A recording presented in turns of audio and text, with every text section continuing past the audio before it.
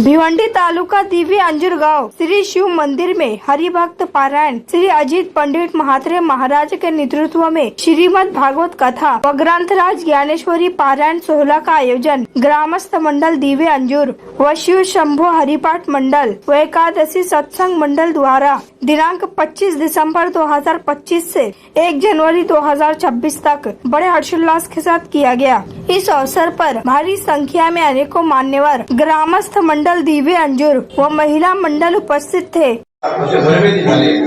छत्रपती शिवाजी महाराजांना विष प्रयोग केला असं बऱ्याच बघणीमध्ये नोंद कुठे असं आहे की आजारपणात गेले, परंतु छत्रपती शिवाजी महाराजांना विष प्रयोग झाला असे मग सगळे देव क्षीरसागरावर गेले, क्षीरसागरातून पाहतात, परंतु माझ्या अंतःकरणाने प्रार्थना करून मला बोलवतायत कोण, म्हणजे माझी आवश्यकता कोणाला आहे एक्झॅक्ट, तर आवश्यकता असली तर बोलणं, गरज कोणाला, आपला देवावर भरोसा नाही की देव येईल, ज्या वेळेला आपण त्याच्यावर भरोसा करू त्यावेळेला ते वेगळंच आहे। तुम्हाला एक दृष्टांत सांगतो म्हणजे कळेल, जे गरज नक्की आहे का नाही, तुम्हाला मला अजूनपर्यंत गरज नाहीये। एका जेलमध्ये एक जेलची गोष्ट आहे, एक राजा मरण पावला महाराज, राजा मरण पावल्यानंतर राज्याची प्रथा अशी असते कुठल्याही राज्यात, त्या राजाचं प्रेत असताना त्याचा वारसदार त्या गादीवर बसवायचा असतो। आता जो राजा मरण पावला त्याचा वारसदार लहान होता, 11-12 वर्षाचा होता, त्याने काय केलं, त्या राज्याला बसवलं, राज्यावर बसवलं, त्याला बसवल्यानंतर राजाच्या प्रेताला सद्गती दिली, सद्गती दिल्यानंतर तो नवीन राजा सांगतो आपल्या प्रधानजीला म्हणजे पियेला पहिले आपण राज्य बघूया। त्याच्यानंतर काही त्याला रथावर बसवलं, काही अंगरक्षक घेतले आणि राज्य दाखवायला घेऊन गेले। तर राज्य असा होता, तिकडनं मुरबाड पर्यंत गेले, आले बघत बघत कल्याण मार्गे वरद मार्गे ते आले महाराज। कल्याणला आल्यानंतर त्याने मोठमोठ्या भिंती बघितल्या, त्या गंधारीच्या इकडे येतात भिंती बघितल्या मोठमोठ्या, आणि एवढ्या मोठ्या भिंती कसल्या आहेत म्हणतो, त्या प्रधानजीने सांगितलं हा जेल आहे। पण हा जेल कशासाठी असतो की ज्या लोकांनी अपराध केले आहेत त्यांना या ठिकाणी डांबून ठेवलं जातं। मग त्यावेळेला सांगितलं की एक काम करा, आम्ही नवीन राजा झालोय, सगळ्यांना सोडून द्या, मुक्त करा सगळ्यांना। प्रधानजी हुशार होता, प्रधानजीने सांगितलं आज आपला कार्यक्रम काय आहे, फक्त नगर पाहायचा, नंतर बघू दे, आज तुम्हाला नगर फक्त दाखवतो। नगर दाखवलं, काही दिवसानंतर त्या राजाला पुन्हा आठवण पडली, गाव प्रधानजी तुम्हाला सांगितलं मी, त्यांना सोडून द्यायचा प्रोग्राम म्हणतो, चला करूया। त्यावेळेला प्रधानजीने एक बॅनर बनवला, छोटासा बॅनर बनवला, एक रजिस्टर घेतला, पेन घेतला आणि ते जेलमध्ये सगळे गेले। जेलमध्ये गेल्यानंतर त्या जेलला एक टेबल आणला, त्या ठिकाणी एक माणूस टाकून बसवला, लिहायला लावलं, आणि त्या बॅनरवर असं एक नोटीस दिली की तुम्ही जेलमध्ये आहात, तुम्हाला तुमच्या आवडीनिवडीच्या वस्तू मिळत नाही, तुमच्या इच्छा इथे पूर्ण होत नाही, परंतु नवीन राजा आहे, त्या नवीन राजाचा आदेश आहे की ज्याला जे पाहिजे ते मिळेल, हुकमावरून तुमचा नवीन राजा। आणि तो बॅनर लागला, सगळे जेलमध्ये ते कैदी असे समोर बसवले, तुमच्यासारखे ते कैदी विचित्र बसलेले होते। बसवल्यानंतर ते वाचलं सगळ्या कैद्यांनी, सगळ्यांना बरं वाटलं, छान काम झालं म्हणतो। आज आपल्याला स्वच्छंद ज्या गोष्टी पाहिजे त्या मिळतील। आणि मग सगळ्या रजिस्टरमध्ये नावं नोंद केली, नावं नोंद केल्यानंतर त्या नावांप्रमाणे सगळ्या रांगेत उभं केलं, जे पाहिजे ते मिळेल, काही काळजी करू नका। लगेच एक चिठ्ठी काढायची, समोर कोणाला त्याचं नाव लिहायचं, बोला तुमची इच्छा, तो सांगायचा मला घरी असल्यानंतर 2 विड्यांची बंडल लागायची दररोज, इथे एक विडी मिळत नाही, तर दिवसाला कमीत कमी 1 बंडल तरी विडीचा मिळावा। लगेच राजाने सांगितलं दररोजाला 1 विडी बंडल द्या। 2 नंबर झाला म्हणून तंबाखू खायचो, तंबाखू मिळत नाही, रुपयाला दररोज सातारा आणि 1 पुण्याची पुडी द्या। कोणी सांगतो मला सिगारेट ओढायची सवय होती, त्याला सिगारेटचं पॉकेट द्या। कोणी सांगतो मला त्या काय बोलतो त्याला पॅक का, त्यात कोणतंच का मला कसं माहित नाही. तो मंडळाला समज येते आपण. कोणी सांगतो त्या गोदड्याला वास येते, कोणी सांगतो अंगाला साबण नाही, कोणी सांगतो कपड्याला साबण नाही, कोणी सांगतो डोक्याला तेल नाही. अशा प्रत्येकाच्या मागण्या लिहून घेतल्या आणि प्रत्येकाला पूर्वा म्हणून सांगितलं. प्रधानजी आणि राजा एकामेकाकडे बघताय. म्हणजे प्रधानजी आपण आलो कशाला? प्रधानजी सांगतात जरा थांबा, त्यांची सुटायची इच्छा आहे का पहिले? तुम्ही काय सांगितले? जे पाहिजे ते मिळेल. सगळ्यात शेवटी मी होतो, सगळ्यात शेवटी मी होतो. हा माझं नाव घेतलं म्हणतो अजित म्हात्रे. हा आलो, तुमची काय इच्छा आहे? तर माझी एकच इच्छा आहे. काय? मला इथून गेट पर्यंत घेऊन जा. गेटचा दरवाजा खोला आणि माझ्या पाठीमागून ढुंगणावर एवढ्या जोरात लाथ मारा की मी कमीत कमी 10 वेळा तरी गडबडत गेलो पाहिजे. आणि मी गडबडतोय तोपर्यंत जेलचा दरवाजा लागला पाहिजे आणि मी कुठे गेलो हे कुणी बघायचं नाही. मला नेलं गेटच्या दरवाजावर, माझ्या लाथ मारली. मी 10 नाही 20 वेळा गडबडत गेलो की जेणेकरून लवकर दरवाजा लागावा आणि मी पळून गेलो. मी ढुंगणावर लाथ खाली पण मी मोकळा झालो. म्हणजे या संसाररूपी बंधनातून सुटण्याची इच्छा कुणाची आहे? तुमची इच्छा असेल तर इच्छा पूर्ण होतील. तसं भगवंत या ठिकाणी यावं अशी इच्छा तरी समाजाची पाहिजे का नाही? तर आपली इच्छा असेल तर भगवंत निश्चित येतील.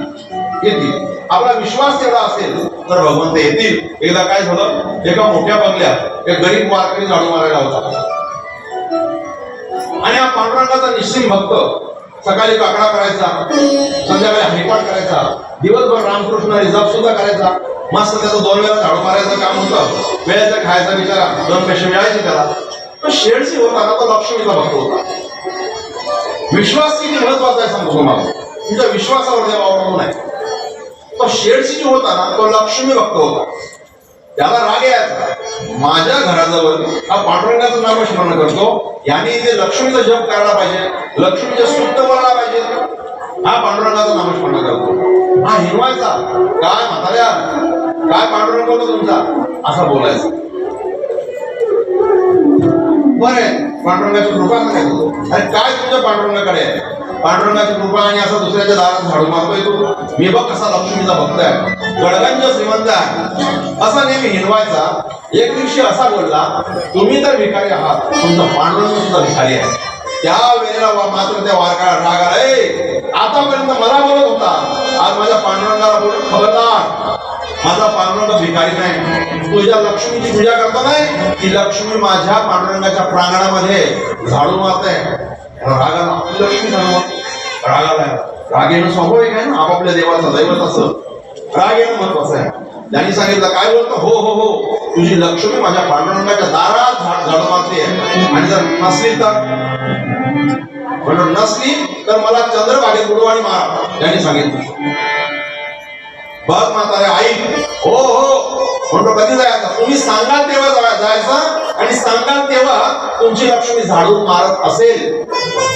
दुसऱ्या दिवशी त्यांनी तयारी केली, नाही तर म्हाताऱ्याला बोलवतो. म्हातारा गाडीत बसवा. आता म्हाताऱ्याला माहिती आहे महाद्वारात लक्ष्मी झाडू मारत नाही, हे म्हाताऱ्याला पण माहिती आहे, परंतु रागाच्या भरात बोललाय तो.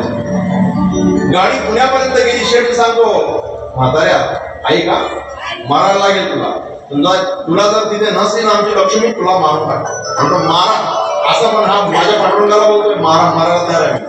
गाडी हळूहळू जशी पंढरपूर जवळ येऊ लागला तसा म्हाताऱ्याला जरा भीती वाटायला लागली. म्हाताऱ्याने अंतःकरणातून पांडुरंगाला स्मरण केलं. पांडुरंगा, उभं आयुष्य तुझं नामस्मरण केलं, उभं आयुष्य मी वाऱ्या केल्या, उभं आयुष्यभर तुझं भजन केलं, तुझ्या नामाचा महिमा तळागाळातल्या लोकांपर्यंत सांगितला. कधी तुझ्याकडनं माझ्या संसारासाठी मागितलं नाही पांडुरंगा. पण एक सांगतो पांडुरंगा, हा मला बोलायचा, मला कधीच राग आला नाही, पण पांडुरंगा हा तुला बोलला म्हणून मी बोललो असा. मलाही पांडुरंगा माहिती आहे की लक्ष्मी तिथे झाडू मारत नाही, परंतु मला तुझा अपमान सहन झाला नाही. एवढं काम कर फक्त, लक्ष्मी झाडू मारताना तिथे ठेव.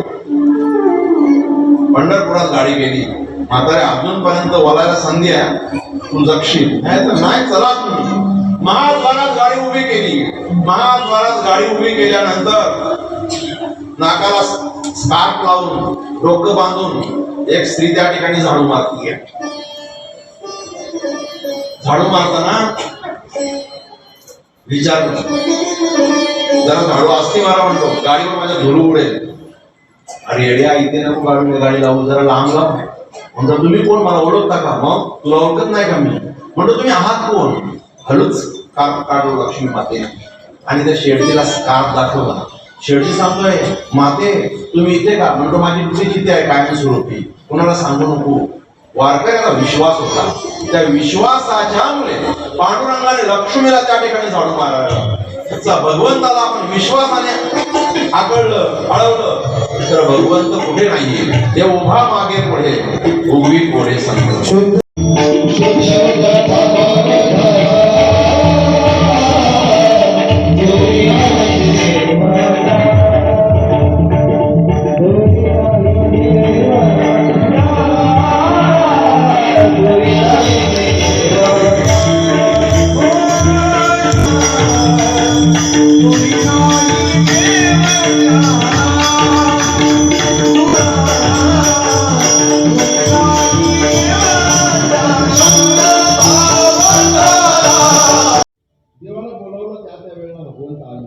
परंतु फक्त कमी आहे देवाला त्या करुणेची हाक, ती नसते फक्त या ठिकाणी. हरि ओम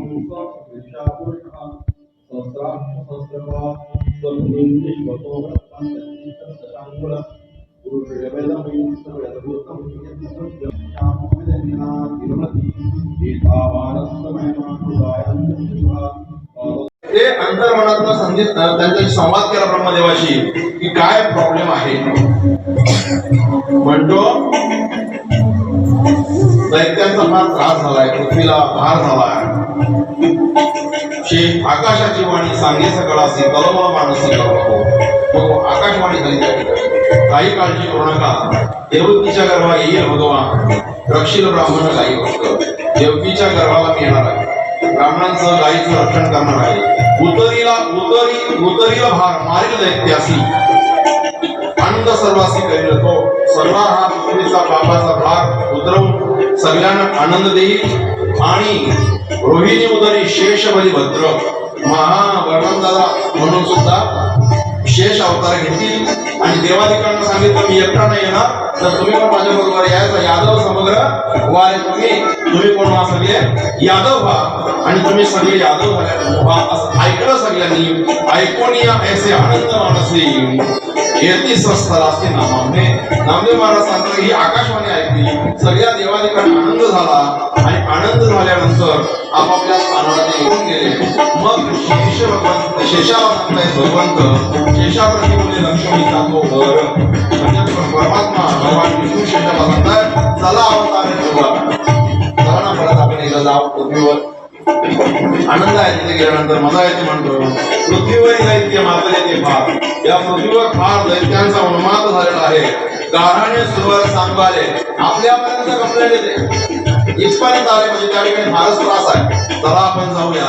शेष म्हणे मग श्रम झाले फार दादा, आता देवा मी तुमच्या बरोबर येणार नाही. मी मागच्या वेळेला तुमच्या बरोबर गेलेलो, मला एवढा त्रास झाला, तुमच्या उभ्या आयुष्यभर मी तुमची सेवा केली, आणि 14 वर्षाचा उपवास केला, मला फार श्रम झाले.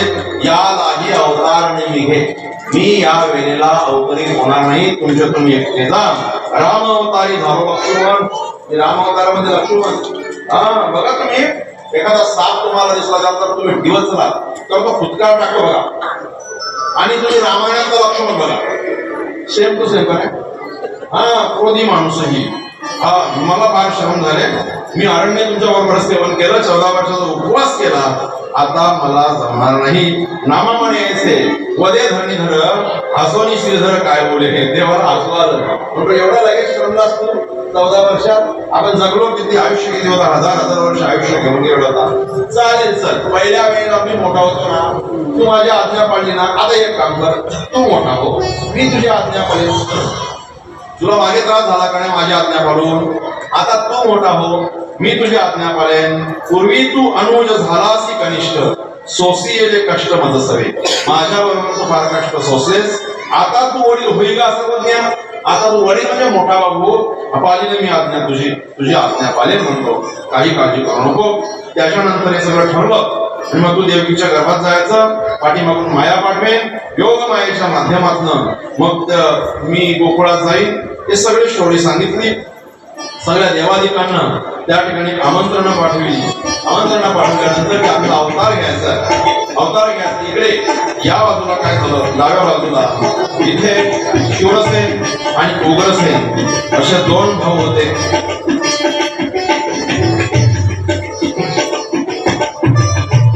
इकडे वसुदेव हे शूरसेनाचे पुत्र. या वसुदेवाला अगोदर 7 बायका होते, 6 बायका होते. आणि 6 बायका म्हणजे कोण कोण? पौरवी, रोहिणी, भद्रा, मदिरा, रोचना, इला आणि 7वी देवकी.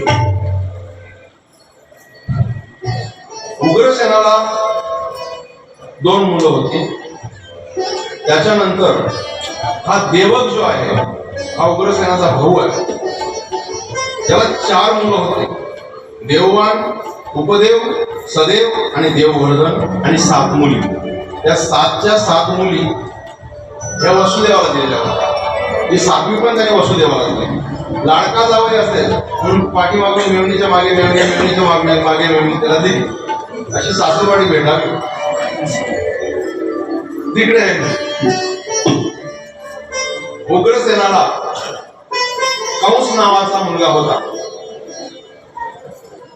कंस, सुनामा, निग्रोध, कंक, सुहू, राष्ट्रपाल, सृष्टी, सृष्टिमान, शंकू अशी 9 मुलं त्याला होती. म्हणजे कंस 9 जण भाऊ होते आणि त्या कंसाला 5 बहिणी होत्या. कंसावती, कंका, शरभू, राष्ट्रपिलिका अशा 5 मुली होत्या. तर ही कंसाची जी बहीण आहे देवकी चुलत बहीण आहे, सख्खी बहीण नाही. आणि ती 7वी आपला जावई आहे वसुदेव. त्या वसुदेवाला देऊ केली आणि वसुदेवाचं फार थाटामाटात त्या ठिकाणी लग्नाचं आयोजन केलं.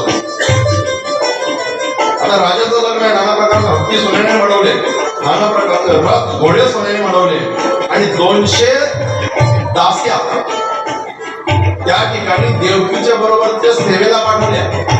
कशा त्याला म्हणतात आपण घालताना बोलतो ना, घालताना तशा पाठवल्या 200 सेवेला दास्या. असं थाटामाटात त्या ठिकाणी लग्न आयोजन झालं. लग्न उरकलं. लग्न उरकल्यानंतर ती वरात निघाली आणि त्या वरातीमध्ये एक विघ्न आलं. काय विघ्न आलं? आकाशाची वाणी सांगत असे कंसा. त्या ठिकाणी आकाशवाणी झाली आणि आकाशवाणी कंसाला सांगितलं, कंसा मानी हा भरवसा बोलण्याचा. ऐक कंसा, तुला सांगतो ऐक, माझ्या बोलण्यावर भरोसा ठेव. 8वा जो पुत्र वधील तुळशी एकोणी मानसी बोलवला. अरे तुझ्या बहिणीची वरात स्वतः सारथी झालेला होता. आपल्या बहिणीची वरात घेऊन जाण्यासाठी स्वतः सारथी झालेला होता कंस. आणि ज्या बहिणीला तू सारथ्यावर घेऊन चाललाय, ज्या बहिणीचा एवढा मोठ्या ताट्या माटात तू लग्न केलास, तिच्याच पोटी 8वा पुत्र येणार आहे आणि तो तुला वधणारा, तुला मारणारा जन्माला आहे. राघोरा भडकला. लगेच तलवार काढली त्यांनी. घेऊन या खडग माराव्या. तलवार काढली आणि देवकीला क्षणात मारणार तोपर्यंत वसुदेवाने म्हणतो, कंसा श्री हत्या करू, तुला कोण मारणार आहे? म्हणतो हिचा 8वा पुत्र. अरे 8वा पुत्र मारणार आहे ना, अजून बराच अवकाश आहे. तू एक काम कर, आम्हाला मूळ झालं की तुझ्या ताब्यात आणून देऊ, तू त्याचं काय करायचं ते कर, माझ्यावर विश्वास ठेव. कारण विश्वास ठेवण्याच्या योग्यतेचा तो वासुदेव होता. म्हणून त्याने विश्वास ठेवला. त्याने सांगितलं, देईन मी पुत्र, सत्यम आणि वचन. मी तुला सगळी मुलं माझी देईन, वचन माझं सत्य कर. ठेवा बंदी खाणी तुला सांगे. मग त्या वेळाने बंदीवासामध्ये टाकून दिलं. बघा कसं प्रारब्ध असतं. थाटामाटात लग्नाची वरात निघाली, सगळी लोक आनंदात आहेत आणि दुसऱ्या क्षणाला त्यांना जेलमध्ये जावं लागेल. कुठला दिवस कसा येईल सांगता येईल. पण बंदीखान्यात ठेवलं. काही सात्विक लोकांनी सांगितलं की वसुदेव एवढा चांगला माणूस आहे, कशाला त्यांना बंदी करण्यात ठेवते, त्यांना मोकळं ठेव किंवा मुलं आणून देईल. आणि त्याच्यानंतर त्याला सोडलं. बोलणं नाही सुंदर. सोडल्यानंतर त्यानं घरी त्यांचे एक मुलगा झाला. मुलगा झाल्यानंतर त्या मुलाचं नाव ठेवलं कीर्तिमान. काय नाव ठेवलं? कीर्तिमान नाव ठेवलं. परंतु शब्द दिलेला आहे आपण, रडते देवकी माता, नुकतंच बाळ जन्माला आलेला आहे, माझा भाऊ कसा आहे मला माहिती आहे, सांगितली फार क्रूर आहे तो सोडणार नाही, आला नका जाऊ. त्यांनी सांगितलं मी शब्द दिला आणि त्याला मारणारा जन्माला येईलच, काही काळजी करू नको. आणि कंसाच्या कडे वसुदेव घेऊन गेले.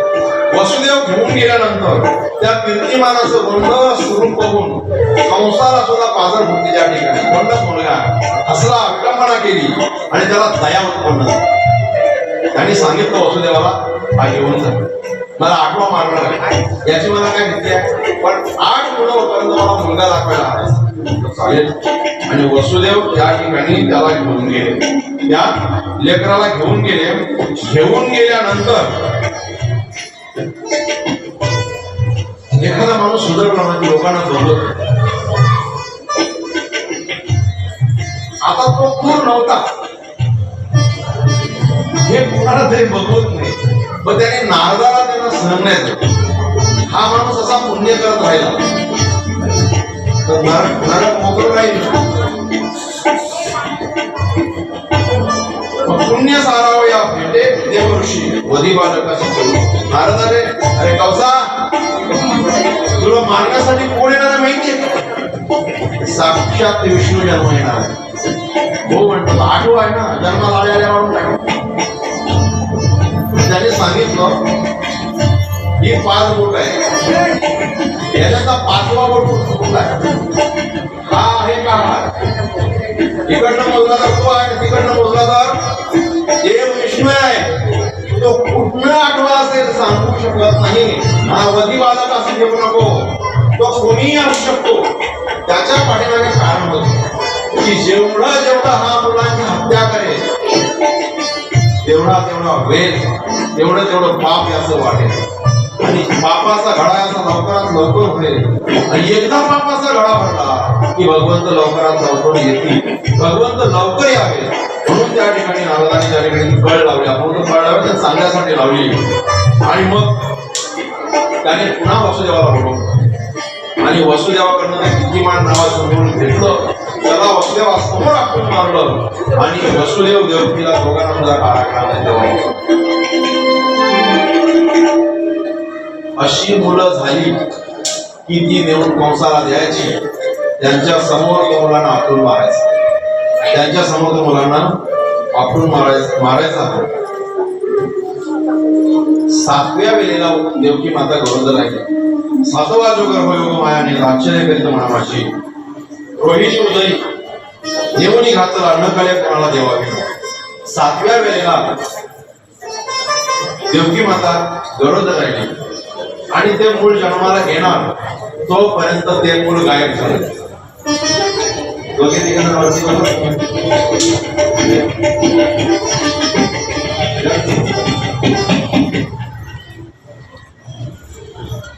सातवा जो गर्भ होता तो रोहिणीच्या उदरामध्ये येऊन गेला. हे पहिले लोकांना खोटं वाटायचं असं शक्य आहे, पण आता ते शक्य आहे. सायन्स सुद्धा तसं करतं. त्याला काय गर्भ प्रत्यारोपण क्रिया म्हणजे एखादी स्त्री जर कमकुवत असेल, काही जर रोग लागला असेल तर ते बाल तिला वाढवायचं असेल तर ती दुसऱ्या स्त्रीच्या उदरामध्ये आज सुद्धा वाढवू शकते. आपल्या संस्कृतीचं उदाहरण आहे तो. आणि त्या वेळेला ह्याला वाटलं की गर्भ घाबरून मला पडला काय, पण तोपर्यंत रोहिणी उदरी नेवणी घातला न करे कोणाला देवावे ना, भगवंता व्यतिरिक्त कोणालाच माहिती नाही. आणि तसा त्याने अत्याचार चालू केला. यादवांवर भयंकर अत्याचार चालू केला. कंसाची अभिनय पला सगळे त्याला घालून पळाले, कारण कधीही कोणालाही मारायचा तो, कोणाही उचलून आणायचा तो. भगवंत सगळीकडे लीला दाखवू लागला. तसा कंस घाबरू लागला. त्याच्यानंतर 8व्या वेळेला परमात्मा स्वतः वसुदेवाच्या अंतःकरणामध्ये जाऊन विराजमान झाले आणि वसुदेवाच्या माध्यमातून देवकी मातेच्या गर्भामध्ये तो सामावला. आणि जसा परमात्मा देवकी मातेच्या गर्भामध्ये सामावल्याबरोबर देवकीचे तेज दिशे जैसा सूर्य अगदी सूर्यासारखी ती तेजस्विनी दिसू लागली. तिला बघितल्यानंतर पाऊस घाबरायचा एवढं तेज तिच्या मुखावर होतं. प्रताप त्याला सुद्धा घाबरला तो आणि हळूहळू गर्भ वाढू लागला. भगवंताला येण्याची वेळ जवळ येऊ लागली. सगळे सुरवर देवलोक सृष्टीवर जिकडे तिकडे अवतार घेऊन तयारीत झाले. देवांची विमानं आकाशामध्ये फिरू लागली. ठिकठिकाणाहून पुष्पवृष्टी होऊ लागली. चांदण्या चमचम करू लागल्या. पुन्हा पाऊस चांगला पडू लागला. साधू लोक ऋषी लोक सगळे हळूहळू नगरामध्ये येऊ लागले. विमानांची दाटी अंतरिक्षी देवा करती सर्व गर्भस्तुती आणि त्या देवकी मातेच्या गर्भाची स्तुती सगळे ऋषी लोक करायला लागले.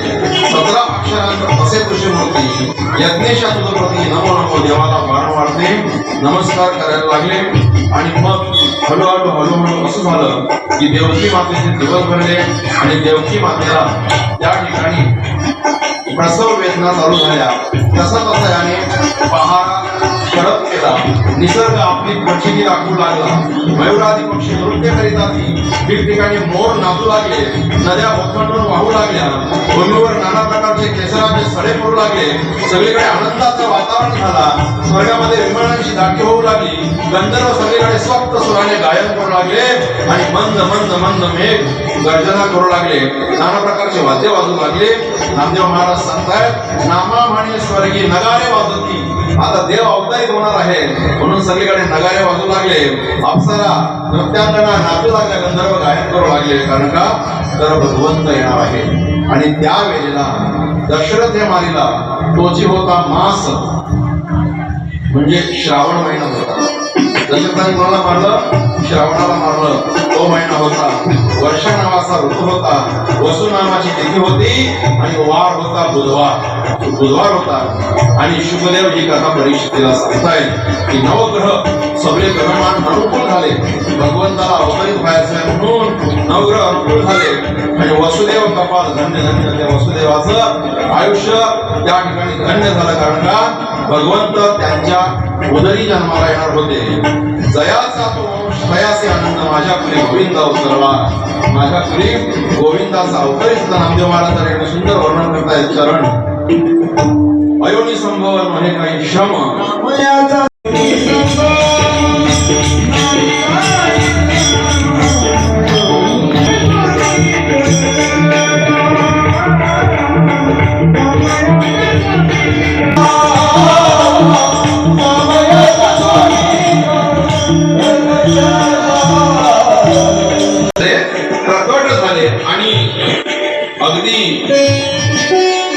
अष्टभुजा आहेत. वनमाला आहे सुंदर.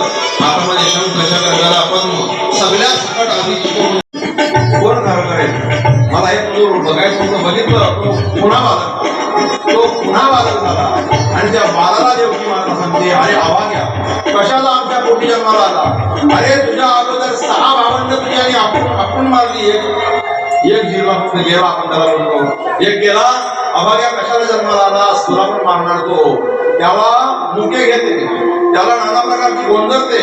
आणि वसुदेव सांगतो देवकी ते बाळ माझ्याकडे दे. मी त्याला मिठी मारते सोडत नाही. आणि त्या वेळेला सांगतायत की सोडा मिठी.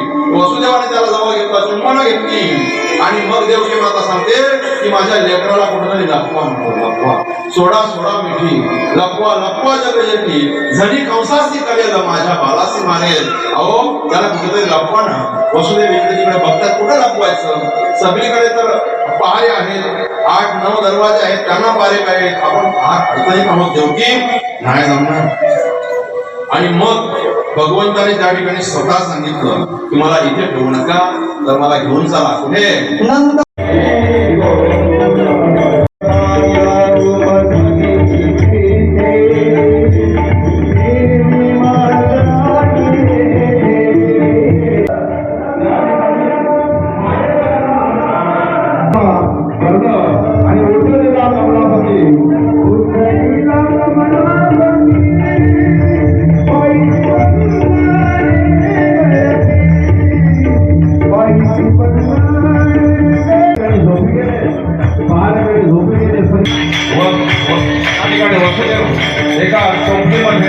भगवंताला फक्त पाणी पडतोय त्या ठिकाणी शेषाने छंद त्या ठिकाणी धरलेला आहे आणि मंद मंद मंद मंद पावसात मजल दर मजल काटे कुठे सोडवत त्या ठिकाणी वसुदेव आपल्या लेकराला वाचवण्यासाठी निघाले.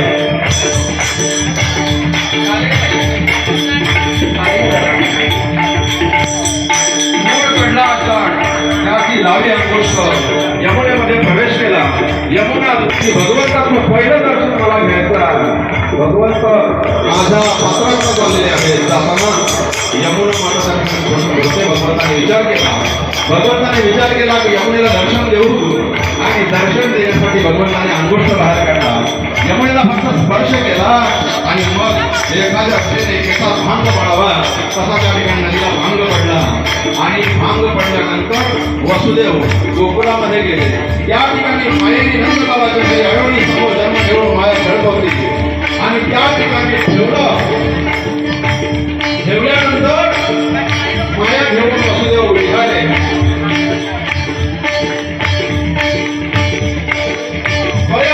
घरी निद्रस्पती आला नाही.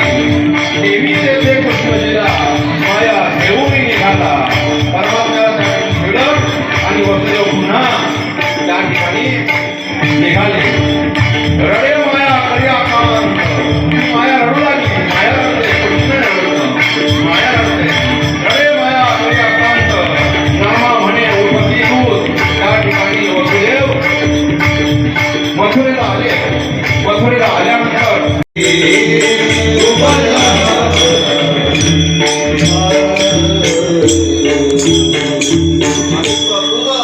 उपजला अंदाजे कंसा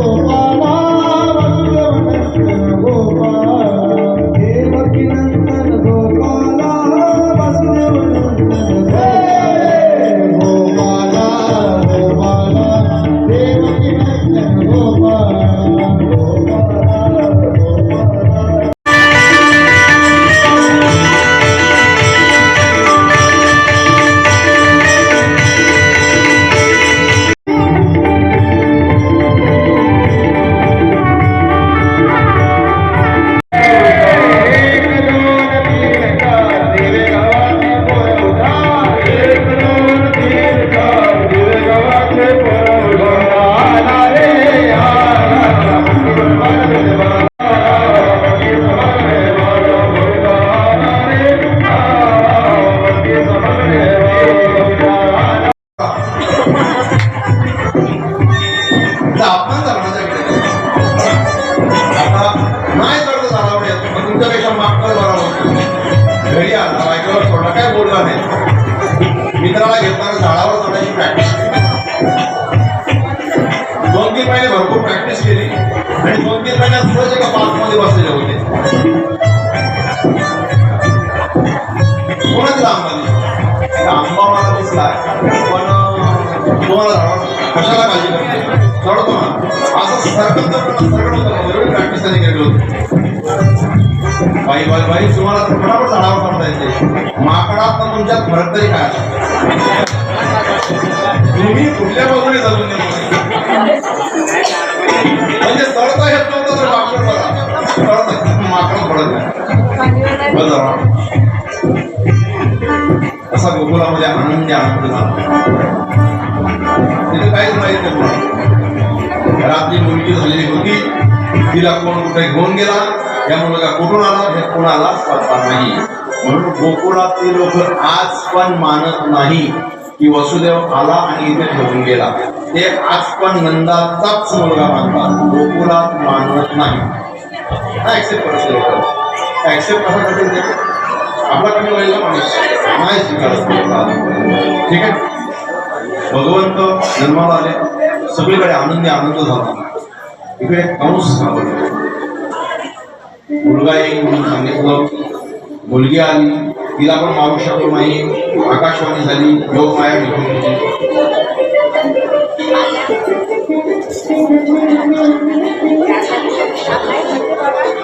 काय पाहिजे पाणी पाहिजे का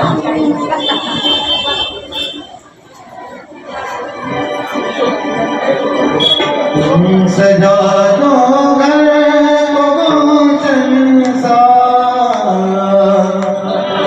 सजा दो घर मेरे सरदार आए सजा दो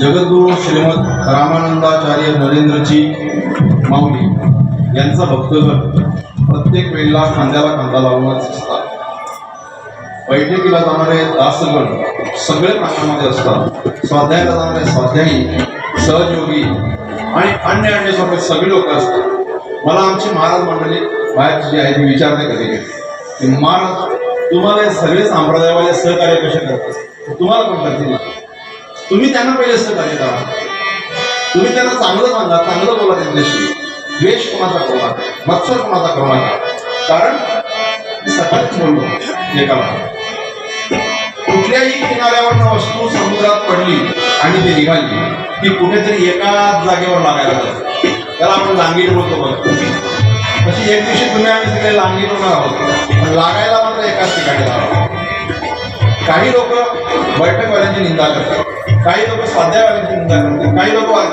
निंदा करतात लोक कारण त्यांना दुसरं काही काम नसतं तुमचे पांडुरंगशास्त्री असे तुमचे स्वामी असे तुमचे तुकाराम महाराज असे सगळ्यांना बोलणे अरे वेड्यानो पांडुरंगशास्त्री आठवले असतील नानास्वामी असतील यांचे करोडोने अनुयायी आहेत किती करोडो आज नरेंद्राचार्य स्वामी माऊलींचा आज नवीन संप्रदाय जरी झाला असेल पण देश विदेशामध्ये अनुयायी आहेत आलं का लक्षात ती सगळी लोक वेळी ते काय त्यांची तत्व काय ती बघा कुठल्या तत्वांना समोर घेऊन ते चालतायत ते बघा आज जगाला ज्या गोष्टीची आवश्यकता आहे ती गोष्ट घेऊन हा संप्रदाय चालतो जे लोक तलवारीच्या जोरावर पैशाच्या जोरावर धर्मांतर करून आपले हिंदू बांधव दुसऱ्या धर्मात गेले त्यांना लाखो लोकांना आणण्याचं माऊली काम करत आहे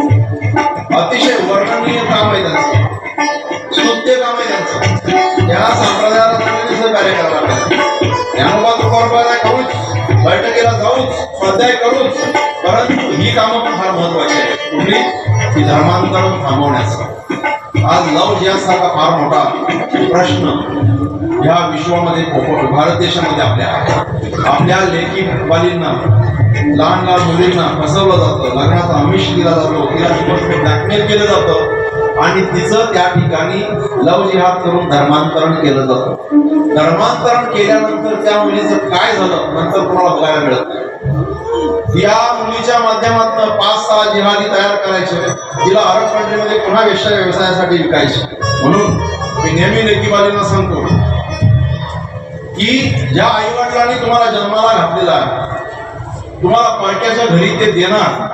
अहो, एखाद्या मुलीला वर आला तर बाप त्याच्या घराला कधी राहून म्हणून पत्ता लागत नाही. पण हिला घाईला आहे, माझा मी चॉईस करेन. आणि एखादा अब्दुल चॉईस करते आणि गुरख्यात जाते आणि गुरख्यात जाऊन बॅग मध्ये 36 तुकडे होऊन कुठेतरी पडलेले असते. आकडा नाही, आपला बाप आपला लग्न करणार नाही, चांगला मुलगा शोधणार नाही. त्या मुलींच्या आकडा आता त्या गहाण ठेवलेल्या आहेत. फेसबुकवर कोणीतरी फेक नावाचा पोरगा असतो, त्याला बघितलं की ही मुरडून जाते आणि मग नंतर पश्चाताप होते आणि पश्चाताप झाल्यानंतर फोन करायला पण कोणी राहत नाही.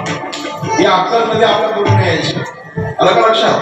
लव जिहाद झाला, लँड जिहाद झाला, जमिनी बळकावल्या जातात कुठे कुठे, फार मोठे विषय आहेत ते. त्याच्यासाठी प्रत्येक माणसाने हिंदू आचरण करायचं. आपल्या घरी येणारा माणूस हिंदू असावा. आपण ज्याच्याकडनं वस्तू खरेदी करतो हिंदू असावा. आपण ज्याला एखादं काम देतो तो हिंदू असावा. आणि सांगू का, आपला भाडेकरी सुद्धा हिंदूच असावा. हा कॅन्सर आहे, कॅन्सर. लागताना एवढीच लागण होते पण कधी शरीरामध्ये आपला निसर्ग पत्ता लागत नाही. आज अख्ख्या देशाला ह्या मुस्लिम कॅन्सरने ग्रस्त केलेला आहे. त्यातनं आपण बाहेर निघता निघणार नाही. हो, आपल्याला पळायला जागा नाही. 14 देश आपले कटले आपल्यापासून. हळूहळू आपण भारत देशामध्ये सीमित आहोत आणि या भारत देशामध्ये सुद्धा गजवा हिंद चालू आहे. गजवा हिंद झाला की मग तुम्हाला कळेल काय करायचं ते. कारण गजवा हिंद काश्मीरमध्ये त्या आयबानींना विचारा गजवा हिंद काय आहे, केरळच्या पोरींना विचारा गजवा हिंद काय आहे, ते समजावून सांगतील की गजवा हिंद काय. एकदा झाला की मग मुसलमान झाल्याशिवाय पर्याय नाही किंवा त्यांच्या तलवारीखाली मेल्याशिवाय पर्याय नाही. आणलं कोणी 2-4 हजाराच्या भाड्यासाठी आपणच त्यांना आणायचं आणि आपणच त्यांचे लालन पालन करायचे. नंतर येणारं संकट आपल्यावरच आहे. लक्षात ठेवा, हिंदू राष्ट्र एकही नाही जगामध्ये आणि या हिंदू राष्ट्राला हिंदू राष्ट्र घोषित करण्यासाठी 8 मुसलमान आले नाहीत अजून. आपलेच बडवे पहिल्यापासून या गोष्टीला आड येत नाही. आलं का लक्षात? बाहेरचे लोक आड नाही. मला माहिती आहे मस्त काम चालू आहे. अहो, 45 वर्षात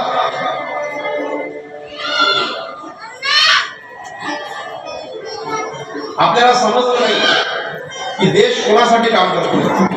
पण 15 वर्षात त्यांना समजलं की मोदी कोणासाठी काम करतो. आलं का लक्षात? मोदींनी घरदारं त्यांना दिली पण ते मत नाही दिलं. अयोध्येमध्ये ऐतिहासिक मंदिराची त्या ठिकाणी उभारणी झाली पण अयोध्येचा खासदार पडला. किती दुर्दैव आहेत आपल्या लोकांची, किती दुर्दैव आहे.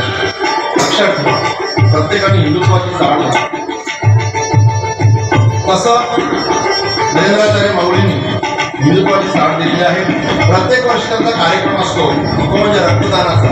सगळ्यात श्रेष्ठ दान अन्नदान आहे परंतु आज सगळ्यात श्रेष्ठ दान म्हणजे रक्तदान आहे. कारण एका रक्तासाठी देशावरच्या शिपायापासून तर सर्वसामान्य गरिबापर्यंत माणूस तळमळतो कधी कधी रक्तासाठी. तर त्या कार्यक्रमाचं आयोजन प्रतिवर्षीप्रमाणे महाराज अंजूरला 4 जानेवारी ते 18 जानेवारी अंजूरला 18 जानेवारीला आहे. 18 जानेवारी 2026 इथे 4 ते 18 या कालखंडामध्ये आपल्याकडे 11 तारखेला आपल्याकडचा जो कॅम्प आहे या परिसरासाठी 11 तारखेला जो कॅम्प आहे त्या ठिकाणी अमूल्य रक्तदान. ज्याच्याकडे रक्त जास्त आहे मच्छरनी खाण्यापेक्षा तिकडे देऊ, 4 लोकांना उपयोगाला येईल. आलं का लक्षात? दान करा. मानव जीवनामध्ये दानाचं अनमोल महत्व आहे. परंतु ज्या दानाने कोणाचे आयुष्य वाचते ते रक्तदान सर्वश्रेष्ठ पुण्य ठरेल. आपल्याकडे दुसरं पैसे नाही ना कोणाला द्यायला, थोडंसं शरीराचं रक्त काढून द्यायचं. रक्त गेला ना की दुसरा रक्त नवीन बनतो, तो विकत आणून भरायची गरज लागत नाही. उलट काढा तेवढा चांगला असते. लोकांचा एकमेकाचा रक्त काढू, आपला तिकडे जा, तिथे धोंड्याकडून एकमेकाचं रक्त काढा, तिकडे दान करा. समाजामध्ये फार प्रकारच्या व्याधी आता निर्माण झालेल्या आहेत आणि प्रत्येक पेशंटला रक्ताची आवश्यकता असते. आणि आता हे रक्तदान केल्यानंतर स्वामीजींची संस्था स्वतःसाठी ते रक्त घेऊन विकत नाही, तर ते रक्त गव्हर्नमेंटला दिलं जातं आणि मग गव्हर्नमेंटच्या माध्यमातून गोरगरिबांना ते रक्त मिळतं. आलं का लक्षात? रक्त विकण्यापेक्षा दान केलं बरं असतं. आता आपण इथे बसलेलो आहोत, इथे आपण 2000ची एक बॉटल आणू शकतो, एवढी सक्षम माणसं आहेत, पण कुठे कुठे 200 रुपये पण त्याच्या खिशात नाहीत, त्याला हे उपयोगाचं पडतं. तसंच बैठकीच्या माध्यमातून स्वच्छता अभियान राबवले, वृक्ष लागवड केली, स्वाध्यायाच्या माध्यमातून अनेक जनजागृता झाल्या. वारकरी संप्रदाय काम करतो, सगळे जो ह्या संप्रदायाला जोडून आहे त्याला मरताना अभिमान वाटेल की मी कुठल्या तरी संप्रदायामध्ये होतो आणि संप्रदायात असताना भगवंताचं काहीतरी काम केलं. इकडे तिकडे उड्या मारण्यापेक्षा संप्रदायाला जॉईन व्हा, संप्रदायाचं काम करा. हा मार्ग साधू संतांनी सांगितलेला आहे आणि साधू संतांच्या मार्गाने चला. आपल्या मताप्रमाणे कुठल्याच देवाची भक्ती करू नका, तो देव असेल किंवा नसेल, पण त्या देवाची भक्ती तेवढं वैकल्य आपल्या मताप्रमाणे करू नका. ते तुमचे मोजले जाणार नाहीत, पुण्यामध्ये मोजले जाणार नाहीत. भगवंताच्या प्रांगणामध्ये तुम्ही बसला, एवढा आयुष्य तुमचं वाढलं. हा काळाचा आयुष्य नाहीये. भगवंताच्या प्रांगणामध्ये भगवंताच्या कथा कीर्तन ऐकताना जो आपला वेळ गेलेला असतो तो आयुष्य आपला बोनस आहे. आणि बाकी संसारामध्ये आपण जो आयुष्य घालवतो तो काळाचा आयुष्य असतो. म्हणजे काळाच्या तडाख्यातून वाचवण्यासाठी आपण या 8 दिवसामध्ये 2-2 तास जरी या ठिकाणी 3-3 तास राहिलो, 8-24 तास म्हणजे एक दिवस आपला एक्स्ट्रा जगू. आपण एक दिवस एक्स्ट्रा, काही काळजी करू नका. आलं का लक्षात?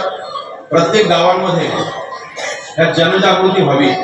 कथा कीर्तन आम्ही करत राहतो आणि गावामध्ये जेवढ्या कथा कीर्तन होती तेवढी जनजागृती होते, परंतु पहिल्यापासून सुद्धा आणि आतापर्यंत सुद्धा सगळीच लोक चांगली नसतात प्रत्येक गावामध्ये. आता आपल्या गावात काही कामं झाली, चांगली कामं झाली. आता आकाशला घरपर मी इथे स्टेजवर बोलून शाबासकी देणार आहे त्याच्याबद्दल. तो एवढी मदत करतो इथे आम्हाला, इथे मदत करतो असं नाही. गावात कुठलाही प्रश्न असला तर तो सरपंच कोण आहे साहेब कोणी बघत नाही, पडत आकाशला पडतो. आकाशला रात्री 12 वाजता फोन केला तरी आकाशाच्या कामासाठी उभं राहतो. त्याच्याकडनं नाही झाला तर तो बंगल्यातनं काम करून त्याच्याबद्दल वाद नाही करतो. परंतु ग्रामपंचायत तुमची काहीच कामं करणार नाही. तुमची मानसिकता काय याच्यावर अवलंबून आहे. ग्रामपंचायत रस्ता बनवेल पण तुम्ही पायरीचं दगड काढायला तयार नाही ना, बरोबर का? आपला पायरीचा दगड आपण उचलला पाहिजे ना, तर ग्रामपंचायत बनली. ग्रामपंचायत आम्हाला पाणी देतो, आपल्या गावाच्या एवढं पाणी कुठल्याच गावाला मिळत नाही, पण आपण त्या पाण्याने गाड्या धुवायच्या, झाडांना पाणी लावायचं. त्याच्यापेक्षा आपल्या सांडपाण्याला, एका गावात मी गेलेलो होतो, ते गाव अगदी धरणाच्या बाजूला, मुबलक पाणी त्या गावात, मुबलक पाणी. पण त्या गावात नियम असा आहे की ज्याच्या घराजवळ ओळ बाहेर निघेल त्याला 500 रुपये दंड आहे. पाणी वाटून मिळेल तुम्हाला, पण तुमच्या घरापासून ओळ बाहेर निघता कामा नाही. आणि त्या गावात अशी त्यांनी एक स्कीम आणली की प्रत्येक घराला शोष खड्डा मारायचा. शोष खड्डा मारल्यानंतर ज्याने वापरलेलं पाणी कुठे जातो, त्या खड्ड्यात जातो. त्या खड्ड्यातला पाणी काढायचा, तुमच्या घरातली झाडं आहेत ना त्यांना टाकायचा. हा केबे लावून असं पाणी फुकट घालवायचं. लोक वाट बघतात पुढची, आमच्याकडे पाणी कधी, हे मोटर लावून केबे लावतात. ग्रामपंचायत काय करीत त्याला? कामं करणारे लोक आपल्या गावात जेवढे आहेत, तालुक्यात जिल्ह्यात नाही, पण कामं करून घ्यायला पाहिजे. मला तहान लागली, मी नदीची वाट घरी बघायला पाहिजे ना, मी नदीवर जायला पाहिजे ना. नदी आपल्या घरी, आपण नदीवर जायचं नाही आणि माझी तहान पूर्ण होत नाही सांगायचं. नदीला जाऊ कशाला जायचं? तुम्ही नदीकडे जा पाहिजे. नदी तुमची तहान दूर करेल, पण नदीकडे जायला तरी पाहिजे तुम्ही. अशी अनेक कामात एवढं भव्य दिव्य मंदिर आता पाहुणे आले, त्यांचे डोळे दुखले बघून. किती सुंदर मंदिर आहे, किती सुंदर मंदिर आहे. गावात आमचे रस्ते वगैरे सगळं चकाचक, पण लोकांच्या काही मानसिकतेमुळे रस्ते रुंदीकरण होत नाही. त्याला ग्रामपंचायत बिचारी काय करेल. आणि दुसरी गोष्ट अशी आहे, माझं घर खराब आहे हे आपण बाहेर सांगायचं नाही का? माझं गाव खराब आहे कधी सांगायचं नाही. आपलं घर खराब आहे तर आपण साफ करूया ना, आपला गाव खराब आहे तर आपण साफ करायला पाहिजे. कुणाला दोष असेल याचा नाही. आज ह्या प्रकारामध्ये खरं म्हणजे फार गर्दी व्हायला पाहिजे होती, परंतु प्रश्न असा झाला, पालखी पण गेलेली होती आणि हा महिना पौषाचा, आताच मार्गशीर्ष संपले. जायचा कसा खाऊन देवला आम्ही त्यांना बंदी केली नाही पहिल्या दिवशी पण सांगितलं खाऊन पिऊन नका पण खाऊन तर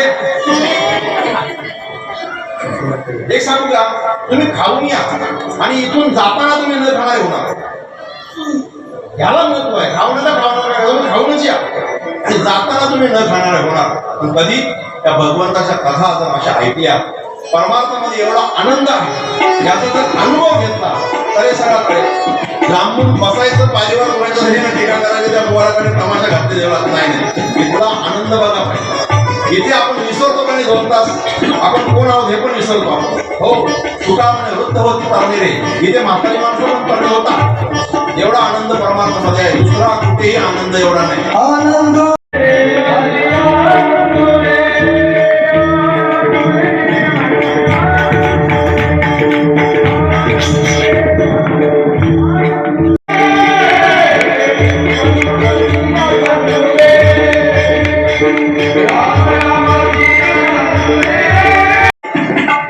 जाता जाता हे सगळी पाप समोर येतात दरवाजा पकडला कोणाचा द्वेष केला कोणाचा मत्सर केला सगळं येते आनंदाने जीवन जगायचं आज आपण जिवंत आहोत उद्या कोणाच्या हातात आहे आनंदाने जीवन जगा परमात्म्याचं स्मरण करा ते गुजरात एक म्हण आहे बघा आज करे से अब कर आज कल करे सो आज कर आज करे सो अब कर ते तुम्हाला उद्या करायचं ते आजच करून घ्या काय या नाही हा देवाचं स्मरण आनंद लुटून घ्या भौतिक जगामध्ये आनंद नाही घरी आनंद नाही एवढा 4 माणसं असतात एकामेकाच्या तोंडाकडे बघत नाही कोणी बायकोचा मोबाईल काढते नवरा नवऱ्याचा मोबाईल काढतो मुलांची मोबाईल काढतात गेम चालू कोणी कोणाच्या तोंडाकडे बघत नाही बायकोला कधी कधी समजत नाही की नवरा घरी येऊन कपडे बघून हातपाय धुवून बसलाय विचारा एवढी मग्न असते ती संप्रदायामध्ये तिच्या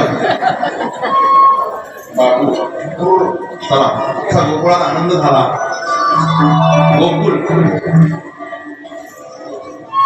आनंदाने गजबजून गेलं तिकडे कंसाला थरकाप सुटला काय करायचं तुझं लागेवादी उपजला ती सांगते काय उपजला जन्माला आलाय तू काही काळजी करू नको आणि मग त्या वेळेला प्रमाण काढलं त्याचे सगळे जे अंगरक्षक होते जे बॉडीगार्ड्स होते त्याच्या वाईट कामामध्ये त्याला सहकार्य करणारे जे दैत्य होते जरासंध असेल रंबासूर बाणासूर चाणूर गुणावर्त अगासूर मुष्टिक अरिष्टासूर द्विविध पुतना बकासूर भौमासूर हे सगळे त्यांनी जमा केले आणि यादवांचा संहार सुरू केला प्रत्येकाला जाब विचारायला सुरुवात केली विष्णू जन्माला आलाय कुणाकडे आलाय सांगा विष्णू जन्माला आलाय कुणाकडे आलाय सांगा मारायला सुरुवात केली त्याच्यानंतर पुतना नावाची राक्षसी बोलवली पुतना पुत म्हणजे पुत्र मुलं ना जी कोणाला ठेवतच नाही अशी ती पुतना तिने सांगितलं मी जाते आणि तिच्या स्तनाला तिने कालकोट विष लावलेलं होतं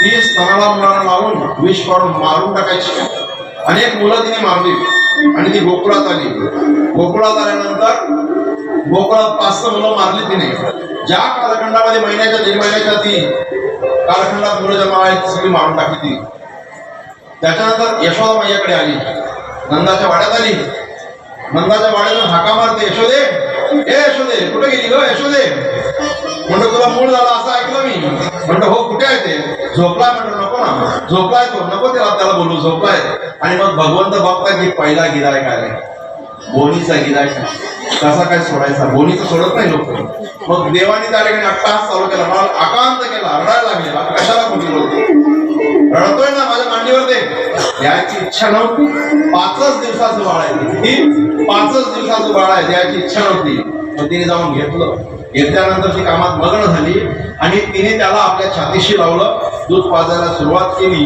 तिने आपल्या स्तनाला कालकुट नावाचं विष लावून आणलेलं होतं थोडं जरी तोंडाला लागलं तरी मरणार होतं बाप आणि अनेक पाला मारली तिने पण भगवंताने जी काय सुरुवात केली किर्लोस्करचा पंपच लावला आहे दूध ओढलं रक्त ओढलं त्याच्यानंतर आकांत करू लागली त्याला सोड त्याला झिटकारू लागली त्याला फेकण्याचा प्रयत्न करते फेकला जात नाही ती उठली तर तो टांगूनच राहील असं विचित्र होत आहे टांगून राहिला घराच्या बाहेर निघाली पळाली कुणाला घेऊन मुलगा टांगलाय मुलाला तिने पकडलं नाही आणि पळता पळता पळता कुठेतरी पडली पडल्यानंतर तिच्या खऱ्या स्वरूपामध्ये आली पुतनाचा त्या ठिकाणी वध झाला पुतना मारली गेली. भगवंताने वयाच्या 5व्या दिवशी पुतणेचा वध केला.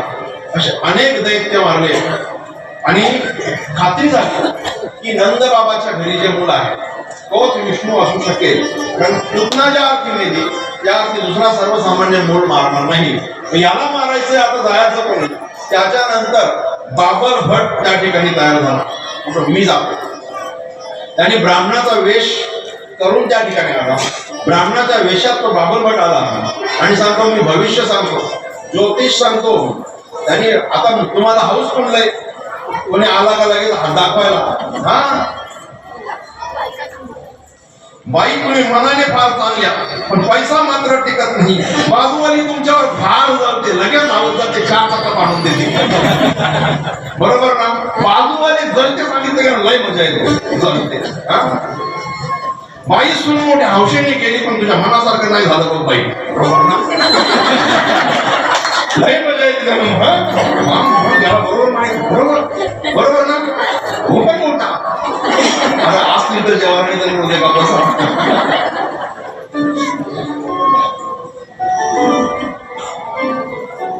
बाबर भटाला मी ज्योतिष सांगतो.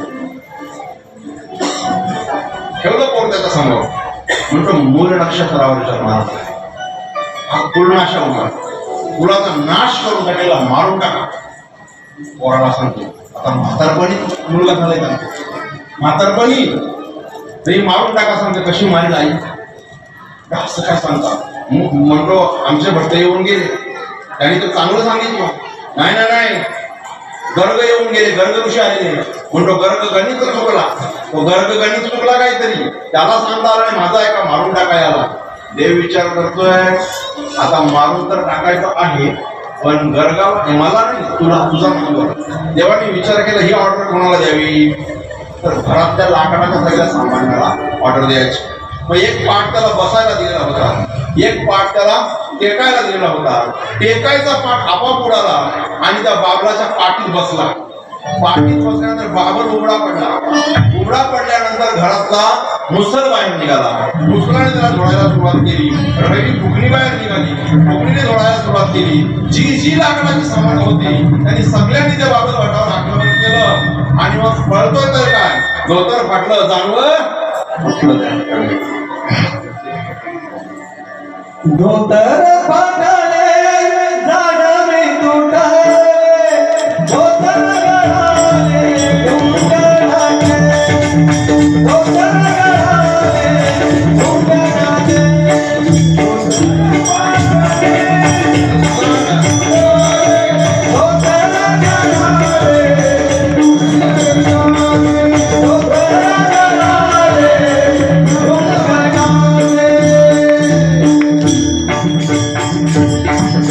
पंचांग फाटले जाणारे तुटले, धोतर गळाले. पंचांग फाटलं तसं, जानवं तुटलं, एवढा बडवलं त्याला. आता ते काय फुकट मारायचं असं तर कोणी पण चान्स घेतो ना. फुकट ऑर्डर, देवाची ऑर्डर आहे.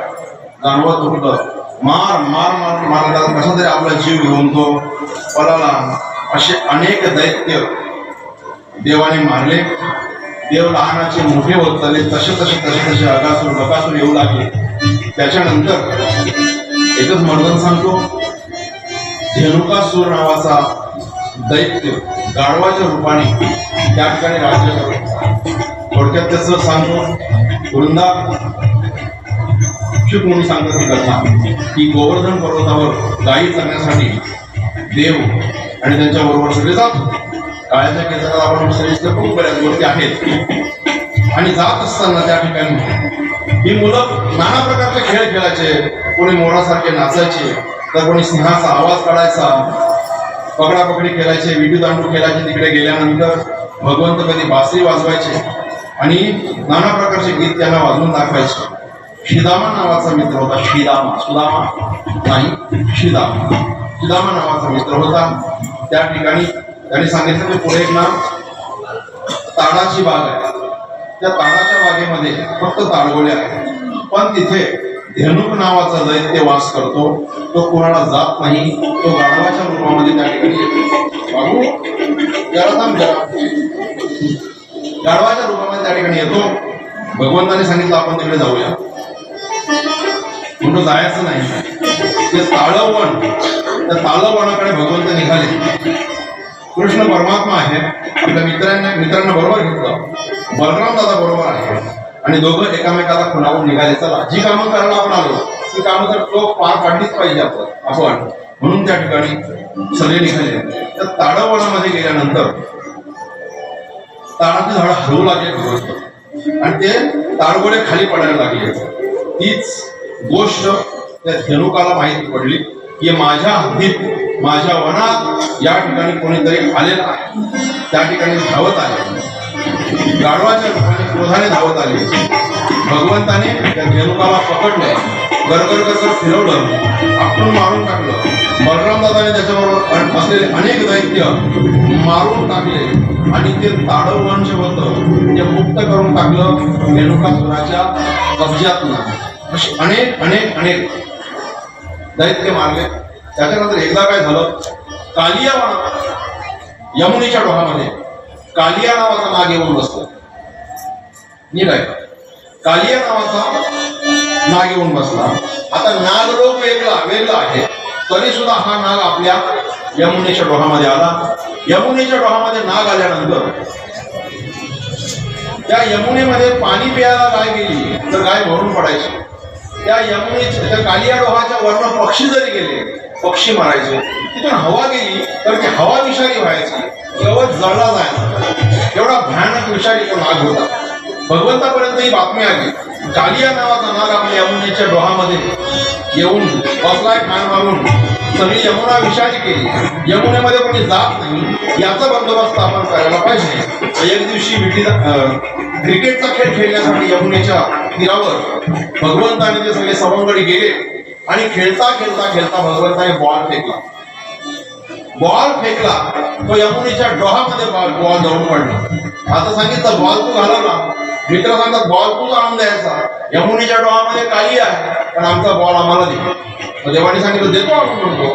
आणि त्या ठिकाणी भगवंत त्या झाडावर चढले, झाडावरनं आणि त्या यमुनेच्या डोहामध्ये उडी मारली. आता यमुनेच्या डोहामध्ये उडी मारल्यानंतर हे सगळे मित्रमंडळी घाबरले. आता काही खरं नाही, आता कृष्ण मेलाच. तिथून मुलं धावत आली, यशोदाला सांगायला, यशोदाला सांगतात आई कृष्ण तुझा यमुना डोही बुडाला. आणि मग काय सांगतात, यमुनेमध्ये कालिया आहे, जर कदाचित माझा कृष्ण त्या कालियाने हल्ला तर, मारला तर यमुनाच्या डोहाकडे यशोदा मैया, आनंद बाबा सगळे गवळी त्या ठिकाणी धावत आले आणि त्या ठिकाणी कालियाच्या घरामध्ये भगवंत गेले आणि कालिया झोपलेला होता. झोपलेल्या कालियाच्या पत्न्या त्या ठिकाणी होत्या. सांगतायत, हे बाळा फार गोंडस आहेस तू, जा इथून, आज उठला तुला खाऊन टाकेल, मारून टाकेल तुला. म्हणतो नाही, यालाच भेटायला नाही. आणि यांच्या गडबडीमध्ये कालिया उठल्यानंतर कालियाचं आणि कृष्ण परमात्म्याचं त्या पाण्यामध्ये युद्ध झालं. ते युद्ध एवढं झालं, कालियाला बेजार करून टाकलं, कालियाच्या फण्यावर जाऊन नसला. म्हणतो देवा मला सोड, आता मी थकलो, मला जाऊ दे. मग त्या वेळेला सांगितलं, अरे कालिया तुला वेगळा तुकडा करून दिला ना, तरी आमच्या प्रांतामध्ये, आमच्या देशामध्ये कशाला आहात तुम्ही? बरं आहात तर आहात, नीट पण राहत नाही. वेगळा पाकिस्तान दिला ना आपण विषारी लोकांना, वेगळा पाकिस्तान दिला तरी सुद्धा आपल्या देशामध्ये उन्मत्त झालेच ना, ते आपल्याला त्रास आहेच ना. बरं आहेत तर आहेत, नीट पण राहत नाही. तो विष तुम्ही सारखा उगवता तुमच्या मुखात ना, हे चुकीचं आहे. जातो का नाही म्हणतो आम्ही जायला काय तर त्यांचेच खायचे वांदे. पाकिस्तानला काय आटा 500 रुपये किलो आहे आटा. हे कुठे जातील तिथे भीक मागे, तेच भीक मागतात. म्हणतो जाऊ कुठे, मग इथे राहा पण इथे गुन्ह्या गोविंदाने राहा. तुम्हाला आम्ही सांभाळलं का नाही, ठेवलं का नाही, आमच्या जागा जमिनी तुम्हाला दिल्या का नाही, मग तरी सुद्धा अजून तुम्ही इथे धिंगाणा कशाला घालता? जातो का चेतू तुला म्हणतो जातो, जा पण परत येऊ नको. आणि तिकडे जाऊन थोडी तरी कुरापत केली तर आमच्याकडे काय काय माहिती आहे ना, रफेल आहेत, रफेल मुका करतील तुमचा. कायला सांगितलं गरुड आहेत नाना प्रकारचे. माझा प्रयत्न केला, आता एवढी वर्ष प्रयत्न केला, त्यांना वाटलं बरं चालले असते. मग कसं 2 तासात काम केलं त्यांचं. आता काय म्हणता गोष्ट, नको बाबा ते रात्री येतात, रात्री जाता सकाळी सगळा त्या काय राब झालेला असतो. राब माहित आहे? राब नाही, तिकडे राब माहित नाही. सकाळी राब झालेला असतो त्यांच्या शेतात. असा कस काय आमच्या मोदीचा नाही योगीचा म्हणतो जातो. मग कालियाने त्यावेळेला आपला विराट गुंडाळला. नाना प्रकारचे दैत्य मारून झाल्यानंतर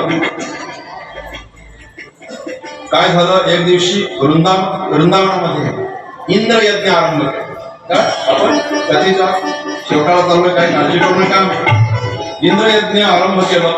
सगळीकडे चाहूल होती इंद्र यज्ञाची, लगबग होती. जशी कथा असल्यानंतर सगळ्यांची लगबग होते नाही का, खरंच लगबग चालू झाली. देव सांगतो चालले काय तुमचं? त्यांनी सांगितलं इंद्र यज्ञ करायचा आहे. म्हणलो कशासाठी? देवराज इंद्राची पूजा करायची. देवराज इंद्राची पूजा करायची म्हणतो का? त्या इंद्रामुळे आपल्याला पर्जन्य देवता प्रसन्न होते, पाऊस पडतो आणि त्या पावसामुळे आपलं जनजीवन चांगलं जातं. म्हणतो इंद्र पाऊस नाही पडत, त्याने सांगितलं हा निसर्ग आहे.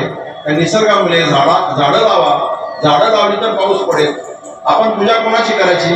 गायीची पूजा करायची. ती गाय आपल्याला दूध देते. ते गोधन आहे त्याची पूजा करा. तुम्ही पूजा करा, तुम्ही झाडांची पूजा करा. भगवंताने त्यावेळेला सांगितलेलं आहे ही परंपरा. म्हणजे तुकोबारा सुद्धा वृक्ष वल्ली आम्हा झाडांची पूजा करा. ज्या गोवर्धन पर्वतावर आपण गायी चालतो त्या गोवर्धनाची पूजा करा. इंद्राची पुढे मध्येच पूजा आणली. इंद्र का चांगला आहे का? आता इंद्र कसा देवाला माहित होता आणि ही लोक त्याची पूजा करतात. कधी कधी असंच होते. याच्या मागे लागू यांनी सगळी वाट लावली. आपल्या कोकणावर एवढी संकट येत नव्हती, याच्यामुळे सगळे राशी करायला. त्यावेळेला देवाने ही पूजा करायची नाही. आपण इंद्राची पूजा कॅन्सल आणि इंद्रिय पाहत की आपली पूजा कॅन्सल. त्यावेळेला ही परंपरा आहे म्हणतो. परंपरा चालवायलाच पाहिजे. या परंपरा फार मोठा घोळ घालतात. परंपरा म्हणजे पहिल्यापासून या चालीरीती चालत समाजामध्ये आल्या त्याला परंपरा आपण असं म्हणतो. बरोबर ना? परंपरा म्हणतो. मी नेहमी गमतीने सांगतो, परंपरेची शहानिशा केली ना ती परंपरा कमी होती. एकदा काय झालं माहिती आहे का? एक परंपरा होती. त्याला आमच्या गावात नाही, आपल्या गावात नाही. वटपौर्णिमेला सगळ्या बाया गावाच्या बाहेर वड असेल त्याला पाया पडायला जातात ना, असं हातामध्ये ताट घेऊन. आणि थोडासा पावसाळ्याचं वातावरण असतो. तर त्या गावात एक नियम होता की जो कोणी सरपंच असेल किंवा सरपंची बाई असेल त्यांनी पहिले दर्शन घ्यायचा. कोणीही असो, गरीब असो श्रीमंत असो, त्याच्यानंतर अख्ख्या गावाने दर्शन घ्यायचं. ही परंपरा होती त्या गावामध्ये. ठीक आहे म्हणतो, परंपरा असं करत लोक. तर एकदा काय झालं, त्या सगळ्या अशा आया मावल्या चाललेल्या होत्या पाया पडायला. तर एक अशी वयस्कर होती, आपल्या मालती काकूसारखी साधारण होती, एकदम वयस्कर पण नाही, बरी होती. तर ती चाललेली पाया पडायला, तिच्या हातात ताट होता. तर तिथे रस्त्यात विजेचा पोल होता, लाईटचा खांब होता. तिने त्या लाईटच्या खांबाला आपली पाठ लावली, निघाली. तिच्या पाठीवर माशी बसलेली होती. ती माशी चावली, ती माशी उठावी म्हणून तिने त्या पोलला पाठ लावली आणि ती निघून गेली. आता पाठीमागे 4-5 जणींचा गुरटा चाललेला होता. ना वाटला मालती काठीने केला तर बरोबर केला. या 5 जणांनी पाठ लावली. कशाला? त्या विजेच्या खांबाला. त्याच्यानंतर दुसऱ्या जेवढ्या आल्या अख्ख्या गावाच्या बायांनी त्या विजेच्या खांबाला पाठ लावली. माहिती कुणालाच नाही कशामुळे लावली. दुसऱ्या वर्षीपासून त्या गावात परंपरा झाली. त्या विजेच्या खांबाला पाठ लावायची ना पुढे निघायचं. 10-15 वर्षामध्ये अख्ख्या गावात तो नियम चालू झाला. आणि 10-12 वर्षानंतर या गावात सरपंच महिला झाली. ती पण नवीनच लग्न झालेली होती, आरक्षणात भेटली, तिला सरपंच केली गावाने. ती सरपंच झाली. आता तिथं थोडासा रुतबा वाढली सरपंचाला. माझ्या पाठीमागे सगळ्या बाया येते म्हणजे आपण थांबायला पाहिजे. ती डायरेक्ट कशी जाईल पाय पडायला? तिने पार्लरवाली घरी बोली बोलली, मस्त फुल मेकअप केली, बटा काढल्या, त्या कॉफी बनवला तिने, फाउंडेशन झापला की बरोबर. सगळ्या बाया बिचाऱ्या वाट बघतात. कुणाची मुलं लहान आहेत, तर कोणाला काही दुसरी कामं आहेत. बाई सरपंच बाई कधी येते, कधी पाया पडते. ती सरपंच बाई आली ना अशी बटव मारीत मारीत,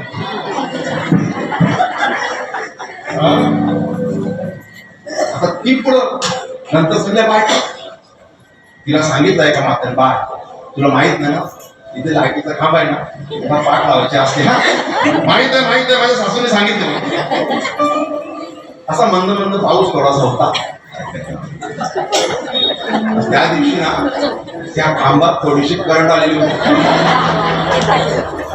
बाबा बाबा तिने पाठ लावली, 10 फूट उरली सरपंच बाई, चिखला उभरी पडली, कुठं मेकअप कुठं पटा कुठं त्या काय आता मागच्या होत्या त्या परंपरा जपतील का? पडलेलं पाय घरी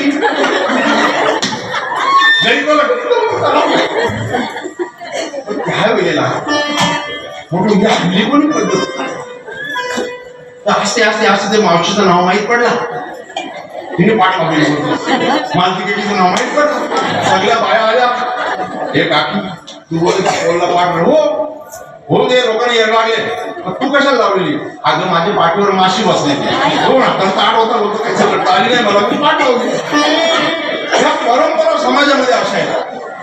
आज तिला काहीच कोणी पाहिजे बघा, काही चालत देवाला लाल चालत नाही, काळ्या तलगीमध्ये लाल रक्त असते, देवाला चालत नाही.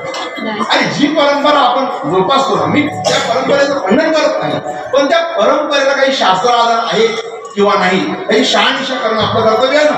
आता आपण 4 पुस्तकं शिकलो, पहिले काही लोक शिकलेली नव्हती, आता आपण 4 पुस्तकं वाचतो ना, तेव्हा तरी आपण बघायला पाहिजे कमीत कमी काय करायला पाहिजे काय नाही. त्या अशा अनेक परंपरा आहेत. हो पहिल्या मस्त परंपरा होती, माणूस मेला की बसायला जाणारा दारू घेऊन जाय, ज्यांच्या घरी मैत झाले 13 दिवस त्याची उत्तर होत नव्हती, 8 दिवस पाणी बसायला यायचे, हे डोले पटवले मग ते रडत पण म्हातारं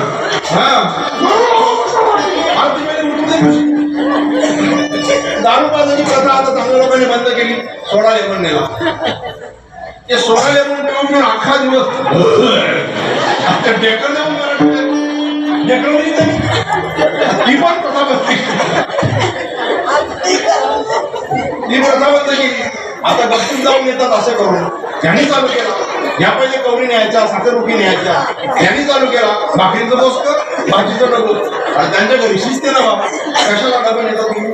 नाही, त्या परंपरा समाजामध्ये आणतात, पण त्या परंपरा काढता काढता नाकी नव्हे ते समाजात नसतं. काही परंपरा अशा वाईट असतात तिथे जोपासणे कठीण होते. एक गाव आहे आपल्या भिवंडी तालुक्यामध्ये, तिथे परंपरा होती, माणूस मेला तुम्ही कितीही गरीब असू द्या, नाशिकला 2 बस करून न्यायचा तुम्ही. खंडित केली हळूहळू बोलून या कार्यक्रमाच्या माध्यमातून. येड लागले का तुम्हाला? नाशिकला जायचं एका बसला कमी 10-15 हजार रुपये भाडा आहे, 2 बस 30,000 रुपये भाडा आहे तुमचा. त्या लोकांचा खर्च जेवणा पाण्याचा 50-60 हजार रुपये खर्च येतो. गोरगरीब कसा करेल?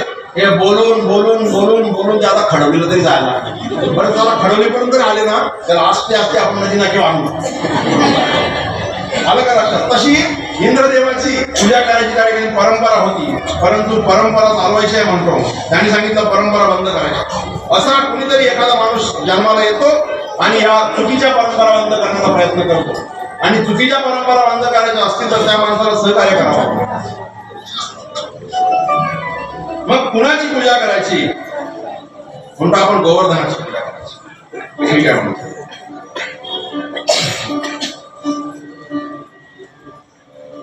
आणि इंद्रदेव आहे तुम्हाला कोणी सांगितलं? इंद्र हे मिळालेलं पद आहे, काय पद आहे, विशिष्ट पुण्याचं संपादन केलं इंद्र पदावर बसता येतं. हो, पुण्य केल्यावर असं सांगतात की 100 राजकीय पुण्य असेल तर इंद्र पद मिळते. आता पद मिळवायचं असेल तर पुण्य करून भेटणार नाही, नाही अख्ख्या रात लोकांना दारू बदलला. देवाची लोक आपली होतात, लोक कमी आवड झाली आता. चला मग त्या ठिकाणी गोवर्धनाची पूजा करायची असं ठरलं, गोवर्धनाची पूजा करायला गेली. साहजिकच ज्याची पूजा बंद झाली त्याला राग येणं स्वाभाविक आहे, त्याला राग आला. आणि त्या ठिकाणी राग आल्यानंतर त्यांनी घनघोर पाऊस चालू केला, लोकांची घरदार झोपडे वाहू जाऊ लागले. देवा तुझं ऐकलं बघ कृष्णा, ऐकलं, आणि आता हा इंद्र रागावला, कोप आला त्याला, आपल्याला सगळ्यांना वाहून घेऊन जाईल. त्याच्यानंतर सावर्तक नावाचा त्याचा दूत आहे इंद्राचा, अतिशय जोरात धरपुटीसारखा पाऊस पडतो त्याला बोलवलं आणि घनघोर पाऊस पाडू लागला. ढगांचा गडगडाट चालू झाला. इंद्रदेव स्वतः ऐरावतावर बसून आला आणि पाऊस पडता विजा चमकतायत. लोकांची सगळी धावपळ चालू झाली, पळापळ झाली. गुरं ढोरं सगळ्यांची आता वाहून जातील का काय, असं सगळं झालं. आणि त्यावेळेला काय करावं म्हणून श्रीकृष्णाजवळ सगळे गेले आणि आम्ही इंद्र यज्ञ बंद केला. म्हणून हा इंद्राचा कोप झाला. त्याच्यानंतर बलराम दादा आले, कृष्ण परमात्मा आले, चला गोवर्धनाकडे म्हणतो. सगळे गोवर्धनाजवळ गेले आणि भगवंताने त्या ठिकाणी आपली करंगली गोवर्धनाला घातली आणि सहज गोवर्धन उचलला. करंगलीने उचलल्यानंतर सगळ्यांना सांगितलं आता मी गोवर्धन उचलला आहे, तुम्ही एक काम करा, सगळ्याच्या काठ्या वगैरे लावा, सपोर्ट करा मला. आणि रात्रंदिवस त्या ठिकाणी गोवर्धन उचलून दिलाय. भोर पाऊस पडतोय पण इंद्रदेवाचा आता काही चालत नाही. सगळे गौरी त्या ठिकाणी काठ्या घेऊन येत आहेत, तिकडनं तिकडनं गोवर्धनाला काठ्या लावतायत आणि मग त्या गवल्याच्या मुलांना अहंकार लावा. कृष्ण फक्त चला सांगतोय पण याने काय एक करंगळी लावले, आपल्या सगळ्या काठ्या आहेत म्हणून हा गोवर्धन आहे. हो देवा, आता कृष्ण सांगतो मी कोण आहे माहितीये का, मी जय जय आहे, जय जय. म्हणजे मी देव आहे. मी कोण आहे, जय जय आहे, मी देव आहे. आणि काय तू देव आहे, सगळ्यांनी आम्ही काठ्या लावतो, गोवर्धन पकडला आहे, तू काय फक्त करंगळी लावली. म्हणून असं आहे का, देवाने थोडीशी करंगळी खाली घेतली. खाली घेतल्यानंतर सगळ्या काठ्या कुठ्या पडल्या त्यांच्या, सगळे गवली खाली पडले.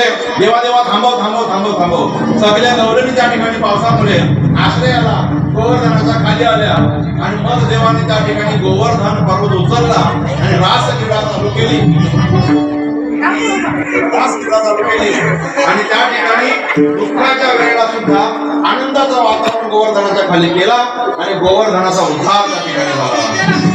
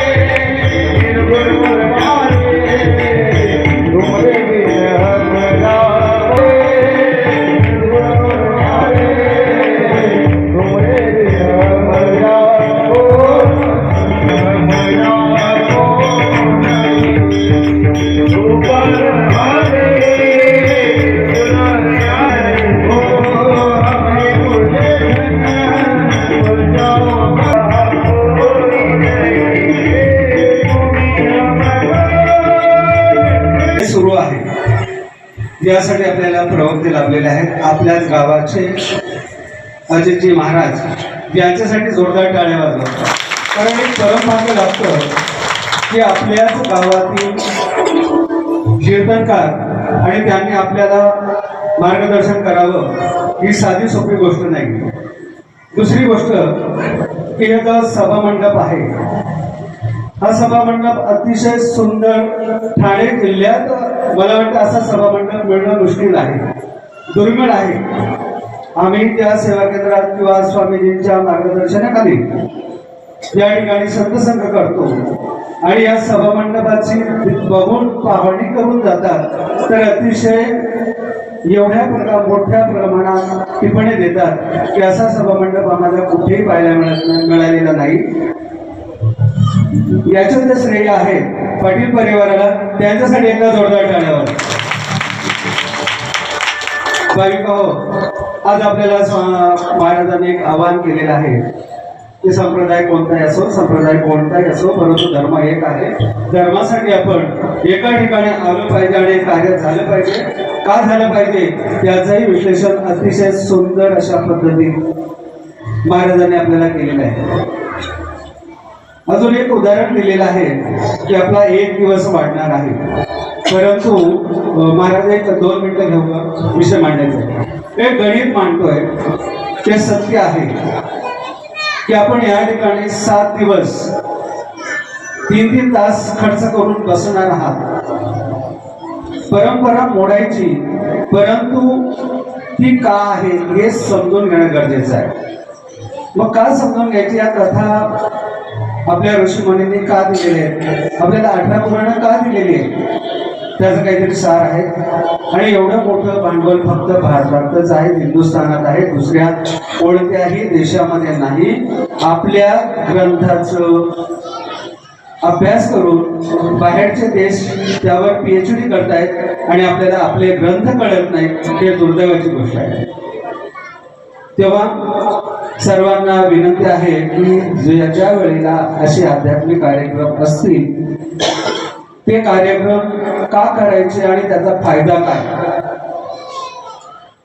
सर्वांना एक सूचना करू इच्छितो की आपण ज्या वेळेला पहिल्या दिवशी या ठिकाणी बसलात, ते आज 5वा दिवस आहे, आपण कधी आपल्या शरीराचं, आपल्या आरोग्याचं निरीक्षण केलं का? आपल्या आरोग्यामध्ये एवढा मोठा सकारात्मक परिणाम होतो. एक विज्ञान आहे की आपल्या शरीरामध्ये पांढऱ्या पेशी, लाल पेशी आणि रक्तबिंबिका असतात. या रक्तबिंबिका ज्या ज्या वेळेला आपण चांगल्या वातावरणात, होकारार्थी वातावरणात राहतो, त्यावेळेला तयार झालेल्या पेशी अतिशय सुदृढ असतात, सक्षम असतात आणि या सक्षम पेशीच आपल्याला आपलं आरोग्याचं रक्षण करतात. म्हणून या काळामध्ये ज्या काही पेशी तयार झालेल्या आहेत आपल्या शरीरामध्ये, त्या पेशी अतिशय सुदृढ आहेत आणि त्यामुळे आपलं आरोग्य अतिशय ठणठणीत होतं, चांगलं होतं. सर्वांनी चेक करावं होतं की आपल्याला या ठिकाणी भागवत कथेत येण्याच्या अगोदर आपला BP काय होता, शुगर काय होती आणि आपल्या ज्या काही गोष्टी आहेत CBC करा आणि 10 दिवसानंतर 7 दिवसानंतर आपले पुढे CBC करा. किती परिणाम आपल्याला सकारात्मक आलेला दिसतो हे विज्ञान आहे आणि या विज्ञानाचाच अभ्यास करून आपण या ठिकाणी किंवा कुठेही असू द्या कार्यक्रम कोणताही सोडू नका. आध्यात्मिक कार्यक्रम जो आहे तो आपल्या फायद्याचा आहे. टाळी का वाजवायची हे पण आपल्याला सांगतातच महाराज. नामस्मरण का करायचं तेही सांगतात. तर सर्वांना कळकळीची विनंती आहे, अजून 2 दिवसाचा लाभ उद्या या ठिकाणी जागा अपूर्ण पडायला पाहिजे अशी अपेक्षा करतो. आणि आजचं अतिशय सुंदर असं कथा महाराजांनी आपल्याला आपल्या समोर सादर केलेली आहे, त्याबद्दल त्यांचं पुन्हा एक वेळा आभार व्यक्त करतो. जय श्री. नावं वाचतो काही